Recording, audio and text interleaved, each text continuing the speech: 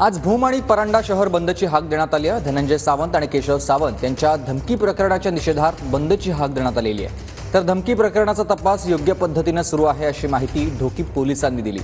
धनंजय सावंत आणि केशव सावंत यांना काल जीवे मारण्याची धमकी आलेली आहे।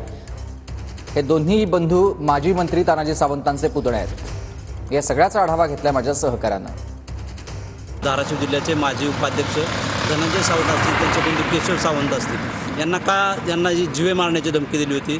या जीवे मारण्याच्या धमकीच्या निषेधार्थ परांडा शिवसेना शिंदे गटाच्या वतीनं परांडा शहर बंदची हाक आहे ती देण्यात आली होती। त्या हाकेला परांडा शहरवासियांकडून चांगला प्रतिसाद मिळाला आहे। धाराशिव जिल्ह्याचे माजी उपाध्यक्ष धनंजय सावंत आहेत, त्यांनी यावेळी बोलताना सांगितलं होतं की वरिष्ठ पातळीवर पोलीस प्रशासनाकडून आम्हाला कुठल्याही प्रकारचे सहकार्य होत नसल्याचा आरोप देखील त्यांनी केला होता।